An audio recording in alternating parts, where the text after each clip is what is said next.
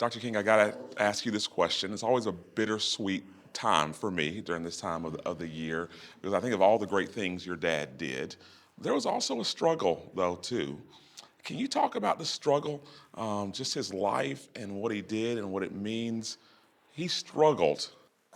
It was a struggle of deep concern Yeah. and love for our nation and the people in our world. He really loved people, Yeah. regardless of who they were, how they felt about him, his community, regardless of how they treated them. He still loved. And it's interesting because when you talk about love, a lot of people think love is about deserving it. Yeah. And as we know in the Christian faith, you love in spite of. It's the unconditional flow of God operating in the human heart, extending its reach to another person. And it doesn't look at conditions. And so his struggle was just how do we create this world where people are operating from that frame of reference and ensuring that people can live with dignity and they can live with equity and justice. And so I would say that would be his biggest struggle. And because of that, I think from time to time he had moments of depression because he was just so passionate about the work. And he was determined to do whatever was in his might and power to do. And he made extraordinary sacrifices as a result. I got to tell you, I love sitting down with you all the time. It's my fourth interview with you.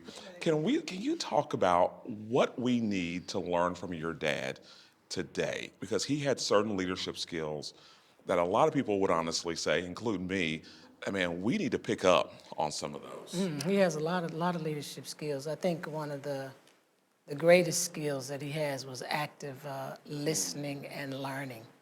And what I mean by that is he allowed himself to hear all perspectives without judgment. Which is hard. Which is very hard. Yeah. And I can say that personally as his daughter. Yeah. It is very, very hard. And he listened in the way to figure out how to bring different truths out of each perspective into a whole. That's a different kind of listening. That means doing away with your feeling of the right to be right. And so I think that's one thing. Leaders have to have an extraordinary ear for hearing what people are saying, what they're not saying, and more importantly, what it is that in the end I can say to bridge conversations and dialogues and perspectives, because that's what he did as a leader. He was very mature in the way that he spoke. He said to Stokely Carmichael when they were marching in Mississippi that leaders have to be concerned about semantics. As a leader, you just can't say any and everything, and you just can't, shoot from the hip, and it's just how I feel, so I'm gonna say it right now, because we have influential voices. There are people who don't have the capacity to sift through our emotion that may be kind of enraged at the moment.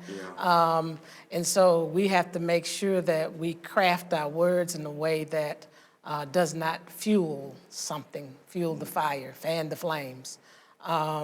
We have to, again, be able to elevate conversations and still get the point across, still not deny the truth. I used to have a pastor, in fact, that used to tell me, he said, you have to learn how to kill them and let them live.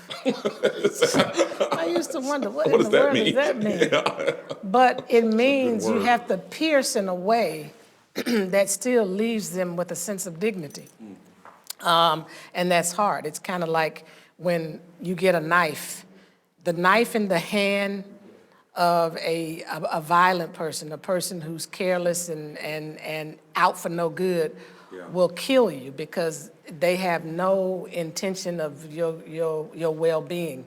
A knife in the hand of a surgeon, though, is very skilled and very careful and very intentional, and its purpose is to get in there and help you to be healed, to be made whole. And so that's the way we have to speak. And my intention is not to further denigrate this person who's been denigrated. My intention is to elevate the conversation to a place that the injustice can be understood and heard, because when you get all that emotion involved, you lose what were we even dealing with in the first place? What was the real issue to start with? Because now it's about me and you going back and forth. It's not about the real issue. Exactly. Yeah. It gets lost. How did he handle just the pressure, Dr. King? When I look at his life, I got to be honest with you. I mean, I would have folded. But, Most people. yeah, how did he handle Most the people. pressure of that, of taking care of his kids, of his wife? Then you have this ministry path that Right. he was on too. How Well, did he do he it? grew up in a deeply spiritual and religious family, first and foremost. He had a very strong faith in Jesus Christ, a strong relationship with the Holy Spirit, and a very strong prayer life, and a very strong, faithful, spirit-led wife. Very much so. That helped to balance a lot of this and to manage a good portion of the household so that he did not have to be as worried as he would have been. But without that, you're right, he would have folded. Yeah. But I think my father took very serious his deep commitment and connection to Jesus Christ. You know, Paul said, I want to know him in the fellowship of his suffering and the power of his resurrection. That's and his I think that was my dad. He wanted to know him in the fellowship of that suffering of Christ and in the power of their resurrection. And so he was willing to be, he was willing to sacrifice for many people. And that was a driving point for him. So he knew in his heart, he knew good would come from what he's doing, whether he experienced it or not. I mean, he said it to us the last night. The last night before his assassination, he said, I went up to the mountaintop, I looked over and I've seen the promised land, and I may not get there with you, but I want you to know tonight that we as a people will get to the promised land. Wow. Yeah. Last question. What does it mean to be Dr. King's daughter? It's a fair question. That's a lot. That's We could be here all day for That's a sermon. lot. That's a lot. That's a lot. It's a lot on an everyday basis. Sometimes I have to, shake myself and realize that's whose daughter I am, because I Get forget. out of here, really? Yeah, because we were raised so, normal and just, Yeah. No big deal to it, and yet we were also raised that it is a big deal. And so I'll leave the house and I'll just be going about and I forget, oh Lord, I'm his kid. Yeah. I'm his child, I can't do this. Because people have high expectations. You can't, frown, you can't look upset, you gotta always The be normal like, things that most of us do. like Yeah. this. But the greatest thing is that I have an opportunity to go in doors that so many people can't go into, and be able to speak to things that many people can't because they can't get in the door.